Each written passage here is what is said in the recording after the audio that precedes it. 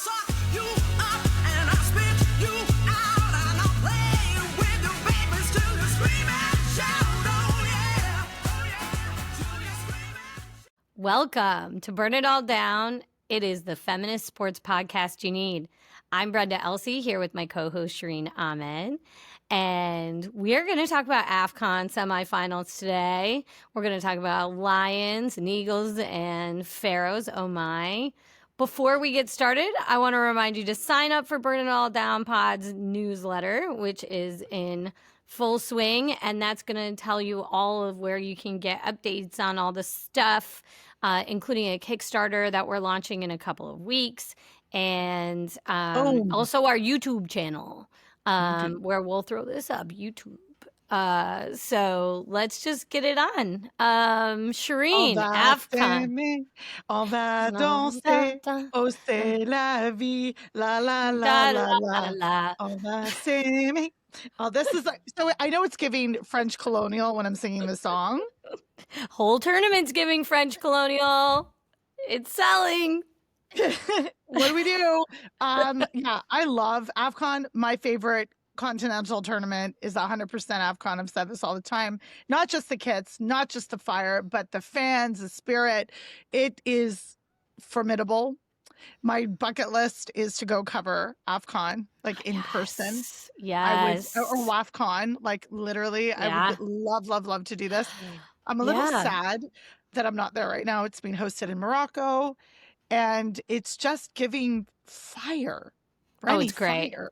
Oh, it's been fantastic. It's been absolutely incredible. I can't say I love it more than Copa America, but I can say they're the sames. Love it just as much. I used to love it more in the sense that it was every 2 years. And we're going to get into the unfortunate development, which is because of club demands and European and UEFA demands.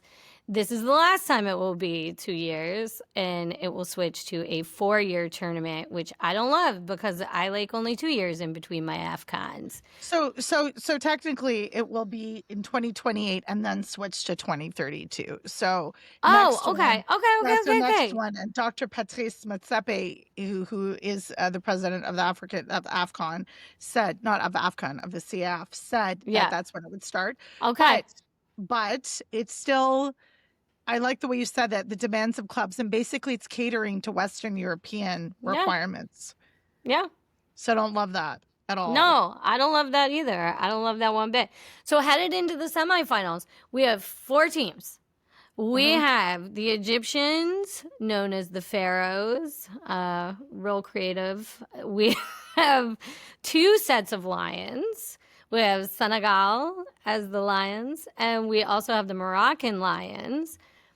I feel like it's bad luck that there hasn't been a lion sighting in Morocco since 1925. I'm just going to say that. And then we have the Super Eagles, just because Nigeria had to dominate the Eagle category, which Mali are also the Eagles. But Nigeria being Nigeria is going to Super Eagles. So that's the Super Eagles. The Super. So we got 4. Do you want me to sing Burna Boy? Because I can sing Last. I feel like I want to sing with every team that's in the semis, but nobody wants me to really do that. I think they do. They don't know you yet, but okay. I think if they did, they did. So let's get into it. Should we start with? Let's start. What do you think? They're both such good matchups. Senegal, Egypt. Okay. Senegal, Egypt. Hard for me to root against Mané. Understand that Salah has been under years of pressure. Really feels like he needs to take this home. You know, Liverpool banging on the door. When are you coming back?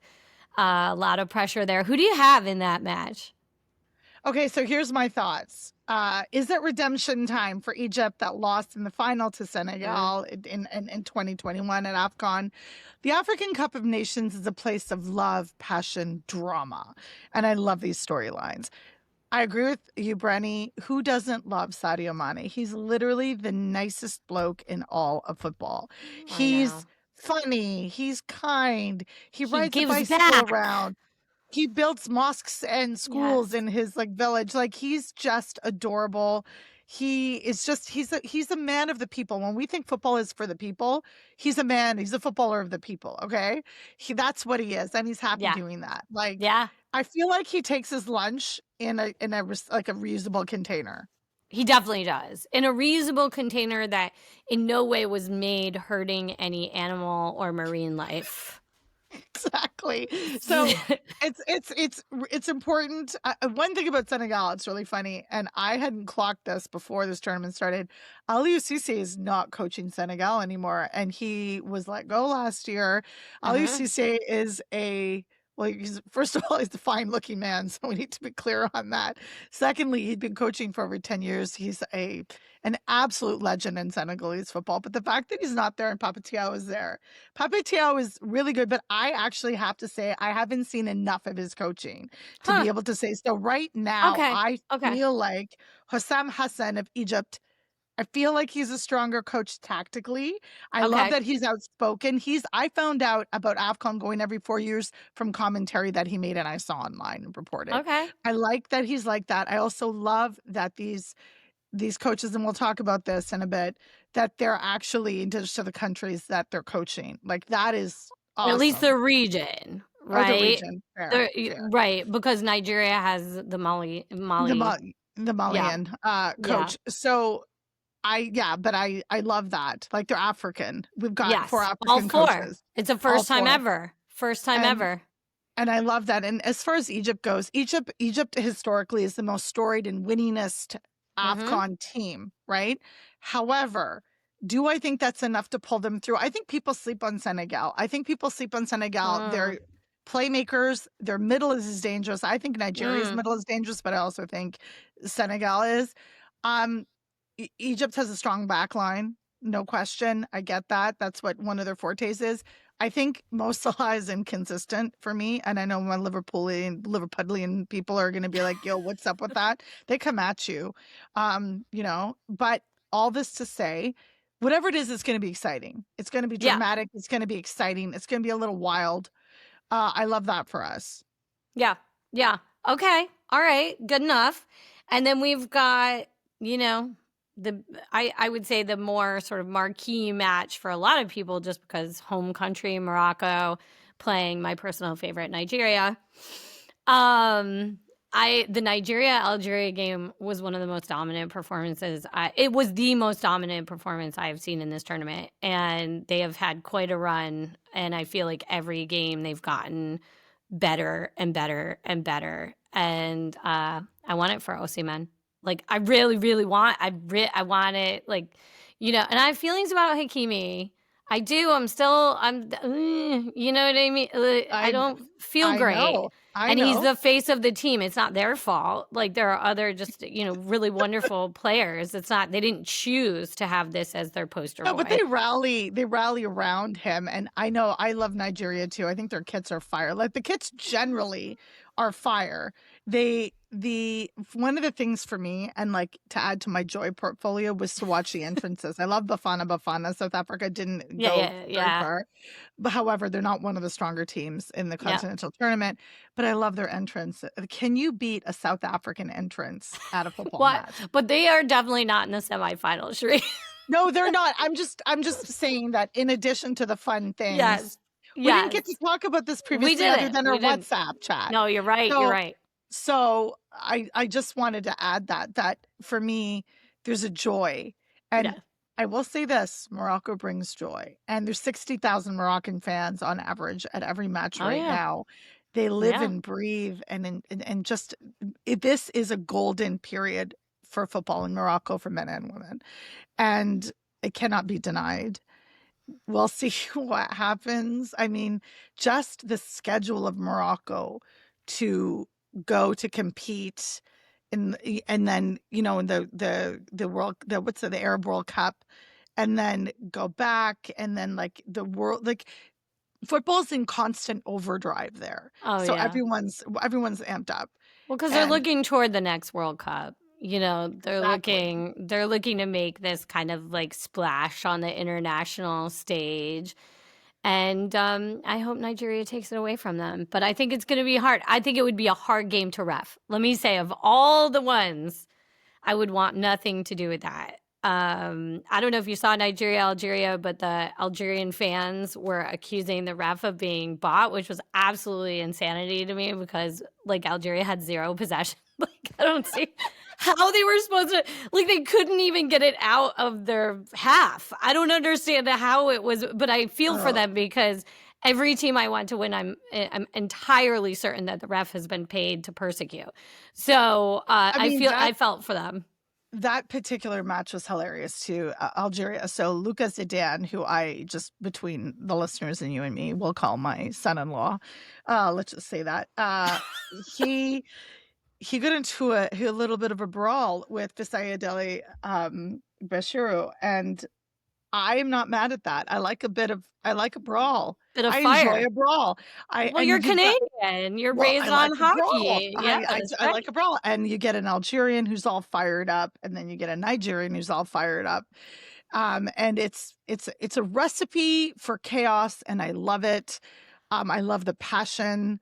I mean, there's some things, and we will get into this too, about what we have not loved about this particular tournament. There's some things that have emerged that were not lovely from Algeria. Let's just say, Bren, what were you talking to me about too? Oh, well, there's a good article, we should say by Kareem Zidane, and is it Sports Politic blog? It's Sports Politica. Sports Politica, thank you, with a K, I think. Which is great. And he's on Blue Sky, and you can find great writer. And his rundown, he talked about the Algerians making fun of the super fan, the Congolese super fan that gave the Pan-African revolutionary leaders, Patrice Lumbaba. How do I say that correctly? It's Patrice Lumbaba, yeah. Lumumba, who was assassinated and is seen as was prime minister, was assassinated for his kind of anti-colonialism. And then the Algerian striker made fun of him, or goal scorer. I can't remember which one it was. I didn't actually see the game. I read it from Kareem's article. And so that's not nice. There's certainly some inter-African racism going on. I would be curious to know, because it's really hard when you have different languages. It's hard to know what people are calling you. So we rarely see many of the incidents that we do in South America where they all speak the same language, so they know very well what they're being called, and you see a lot more of that. Maybe there's not, maybe there is, I really don't know, but there's certainly tension around that kind of North African, Sub-Saharan African kind of political tension. So I don't love that. And Algerians will speak a mix of like the Berber and French, where Congolese speak also a tribal language mixed in with French as well. So I mean, there's no doubt that French is the base of those two places. But when Algerian, it's Mohamed Amoura, I think it was, who, the Algerian striker, like that is that's really shitty. And secondly, like I don't have another word for it. But secondly, I think one of the things that bothers me about this is, as much as it's easy, and this is something I have to be critical of myself of, it's easier to romanticize Pan-Africanism when it doesn't always exist in practice. And I want this so much. Like, I love this tournament. I want to hype it up. Yeah. Because of my love of football and the way that it's played here. And the history of it, the political history, like that, all of it, sports history. But it comes wrapped up with a lot of complexities, like even within Morocco. And Kareem's piece for Sports Politica is called African Football and the Long Shadow of Empire. And it was January 9th. And he's a beautiful writer. He's been so kind to let me publish a couple of things on his site. And I adore him, and I think he's brilliant. And one of the things that he said, which is really funny, because this is not very often reported in Western media, because Western media doesn't really give a shit in football about other than academics, don't really care about these really interesting complexities within football, was talking about, the Western Sahara conflict with Morocco. Oh, yeah. And this Yeah. came up a lot when we were in Qatar, Yep. Brenny, and when people were cheering kind of, and I got called in on at the time. I think it was still Twitter. Can't remember if it was Twitter or X. Someone was like, "You can't rejoice in ignorance when there's actually like indigenous people who are like or don't have access to mobility because colonialism is terrible and borders are man-made, but there's the Sahrawi people who are Yeah. actually indigenous to that Western Sahara specific area, but Morocco is it was a territory annexed by Morocco following Spain's colonial departure in 1975, but they're not giving them independence, which they deserve. So it's like there's still layers of that here Yeah. and those conflicts. So I think that's really interesting. I think it's really important that he pointed it out. So we you know so we understand what's happening. So there's not only a mocking of people who rise up against colonization, there's also still a hold on it. And if you don't support Morocco in those spaces, like I wouldn't dare go against Morocco in Morocco right now. Like that's a safety issue also. Do you know what I'm saying? Yeah. Yeah. Like Yeah. so there's But all those also, things. like Algeria, bro, what are you doing to not remember your storied history of like, did you not see the movie about your country? Like Algiers, like, did you not? Like, what? But all nations have these, and post-colonial former colonies, are can also very well become empires. Look at the United States. In themselves. So, it's not it shouldn't surprise us, but it's disappointing, and I felt like, yeah, that's nasty. Um One of the things that I learned when I was in Morocco in May, and one of the things that I do love about that region, however, is Morocco's friendship with Senegal. mm, And I didn't realize this, but I was walking through the souk in Marrakesh. People would say to me, "Well, you're Moroccan and your husband's Senegalese, right?" Because he's black and he's actually from uh-huh. the Caribbean, but like everyone just clocked him as being Senegalese. That was a high compliment from them, Mhm. because they love their Senegalese neighbors. They have Huh. a great trade and respect. And I was talking to somebody, I can't remember who it was, and he was saying that, oh yeah, we're good with Morocco. And I used to see these captures on Instagram and whatnot of Mhm. one lone Senegalese fan would be amongst a huge, throng of Moroccan supporters dancing with them and enjoying himself and taking in the match, even though they weren't playing each other necessarily, just to be there and felt safe to do that, which Mhm. I thought was super cool. So that's just something Mhm. else, Right, you and know, but another nuance, like, it's like, another nuance to what we think of as colorism and classism in Africa, right? right. And I mean, it's the largest region in the world. Like, we can't capture it in 20 minutes. So No, we these can't. these things are truly like good examples of how our generalizations kind of fall apart as soon as you set them up. You set these up, and they are generally true that there is this sort of history of these inequalities, but but just because it's generally true doesn't mean it's always true. Oh So yeah. it's a very good thing to point out, and there's been a lot of goodwill between many of the teams. I will say Nigeria's federation has kept being terrible throughout their success. And so I would like to point out that the federation, which has such a terrible record of paying women players from Nigeria who have had to strike multiple times and have not been paid. The men also have gone without pay and had wage theft. And in this tournament, the players so much did not believe in their federation and didn't have securities that Ndidi, the captain of the Nigerian team, offered to Mhm. pay for everyone's bonus, or because he was like, look, we just have to focus on training and some security, and I make more money than most of these players, and so that's what I'm going to do. So they're sort of shaming them into doing stuff. So for all the Moroccan infrastructure and the state push, you really don't see the Nigerian Federation getting their shit together anytime soon. But have they ever had their shit together? I remember No, reporting on no, this in no. 2015. Yeah. Do you remember when the Yes. Super Falcons, the women, had a sit-in in Yeah. Lagos in a hotel Yes. after the World Cup? Yes. And I wrote about this too, for Africa as a country. Uh, Mm-hmm. Tony Karen and Sean Jacobs' site, and a shout Yep. out to them too, because their coverage Yes. is excellent. I also want to shout out Maher Mazrahi, an Algerian football writer who's really great. So there's a couple people you can read, as we said, Karim Zidane, Maher Mazrahi, and Africa's a Country, that website, Yeah. Great. and follow their work. But also I think it's Nigeria, their federation has always not valued the labor. And to be honest, Brenny, I'm a little surprised that they're doing this with the men. I expected this to be the treatment towards the women. Is it because they didn't make the World Cup? Like, why are they being treated like this? Is this Mm-hmm. retribution? Mm-hmm.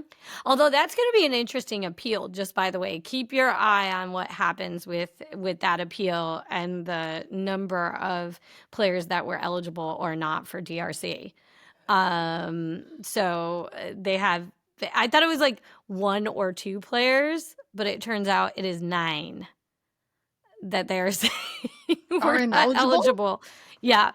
And I don't know if it has any basis, if it's just desperation. I have absolutely no idea. But I would keep my eyes peeled, because certainly I think there's a feeling among the players both that they need to do this because of that, but also that case may go further. And this isn't fair, but football's not fair, so whatever. That appeal might be heard differently from semifinalists or finalists at AFCON. One of the things, though, with that, I forgot to mention this when we're talking about Nigeria, Morocco, clean sheets. Morocco's 4 clean sheets. That is a record at AFCON. Yeah. Like Bono being Yeah. able to keep that up. Just really them having and creating history at the same time. And around the world, like Brenny, you and I grew up in a time where football was like relegated to the Premier League. Everybody knew the Premier League. Very few people knew La Liga and were tapped into it. And if you knew about Barca, it was like different. And now Yeah. we're talking about Morocco. And I know you don't like Hakimi, but for like people to know Banu, or even Senegal, for them to know Mané, or Koulibaly, or like, Yeah. I love that. I love Yeah. that. Okay, so in a way, Brad, I need you to help me with this. I struggle with the corporatization and the excessive globalization in that way of football, but I love that kids know who Mané is. I love Absolutely. that kids know, not just kids on the streets in those regions, that kids all over the world, kids in South America, know who these players are. Like, Yeah. I love this for the game and for us as, people who love football as well. I don't know. So how do you Well, reconcile that? well, I mean, these players have been extracted from Africa, from Latin America to European leagues, right? And so that process of globalization and corporatization is like, has happened in the 90s, right? What's interesting to me, by opening up, and okay, like whatever about Saudi Arabia, right? It's like not a great place for human rights. Welcome to this century of everywhere. But okay, is opening up those leagues, opening up the Turkish league, opening up even the Chinese league, though it's based largely on betting. Okay, whatever. You've opened up different types of opportunity, and the labor has circulated in different ways. And it sometimes allows some of these clubs and federations to buy back their players. But in any case, a tournament like AFCON has given people the chance to see their stars close up. And so it's great that like a kid in Brighton can see Mané and put his, I shouldn't say it like that. That was just the way I said Brighton was like, I was Brighton? basically Yeah. saying like a landfill, which I don't feel like, you know what I mean? But it's great that a Like kid Florida. in England, you know what I mean, or Florida, can see these stars. But I do think it still remains special to see them close, or to see some of the fans be able to travel that can see them and not be able to pay for a Premier League sort of ticket or travel there, and to be able to have them in their region, that they have a better understanding of where they come from, what their language is. And I just think that's really special. So it's both and, right? Which is football all the time. And the attention that African football gets in Africa is unmatched. Like, you and I saw Morocco play in Qatar, and even though it was in a region of the world, Yeah. but their fans could come, it's not the same as having access at home and having those fans there and having people Yeah. celebrate in the streets and having the tea and at the cafes and having the Hmm. conversation.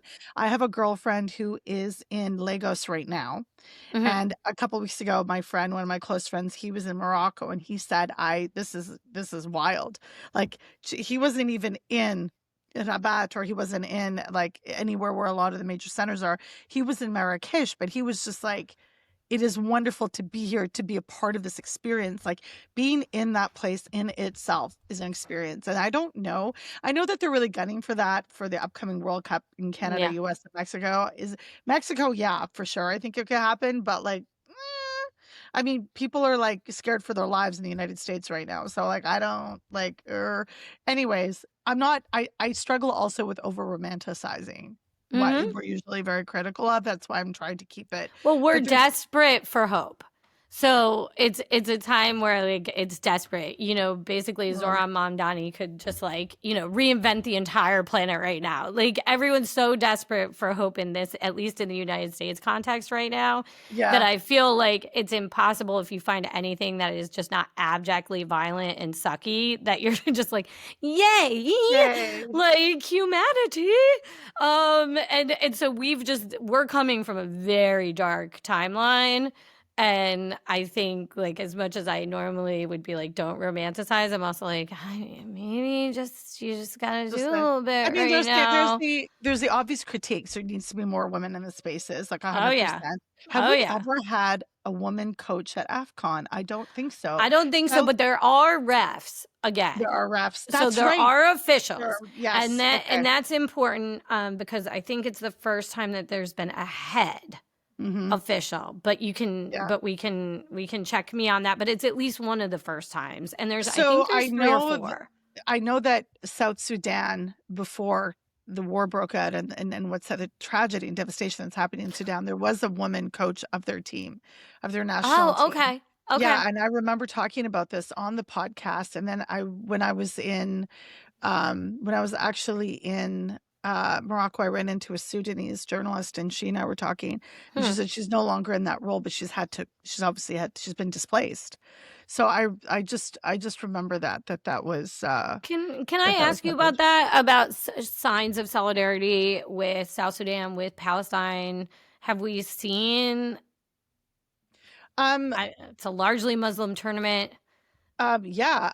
The thing is that I feel like I saw more at the World Cup because I was in the stadium than Yeah. and I don't know if that is a situation Okay. of Yeah. broadcasting.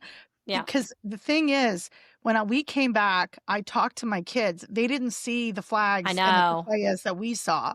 So I think it could have a lot to do with the fact that broadcast rights avoid it.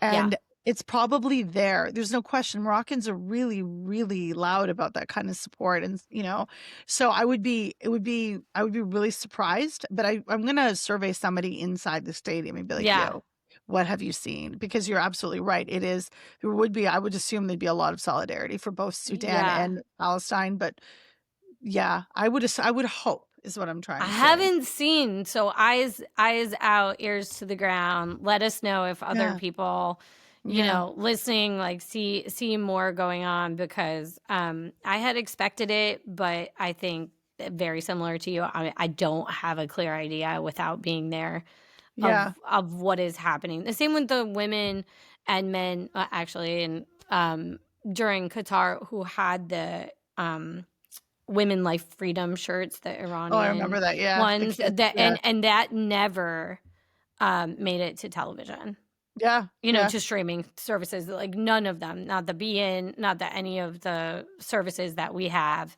here. TSN in Canada certainly wouldn't, and Fox definitely would not have aired any of Yeah. that. So Yeah.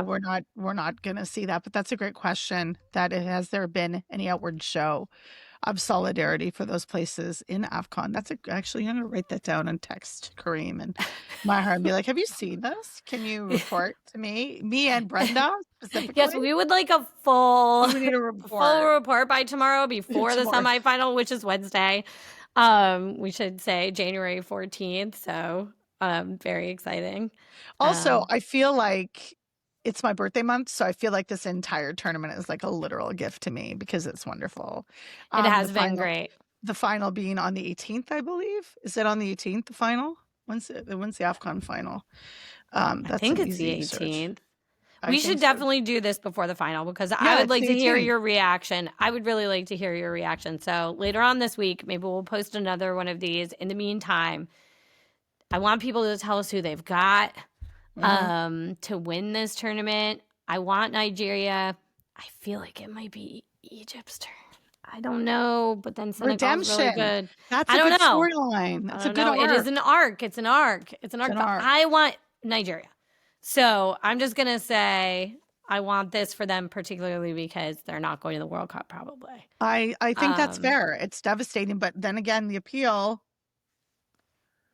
Whenever there's always hope, but I do like what you were saying. I do like a really hopeful Dr. Brenda Elsie. You make an adorable optimist. So I love that, and I think there's some truth to that. I would love if they did take the championship if Nigeria won because they're not going to the World Cup I at this know, point. right? I So mean, they're that tracks.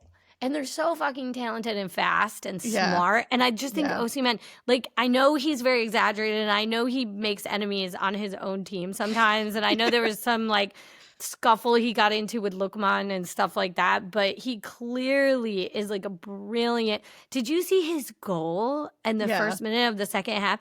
How long was he in the air? Like, what I is his know. vertical even? And And such like control and ball control and thinking. And he's telling people, get it here, and get it here.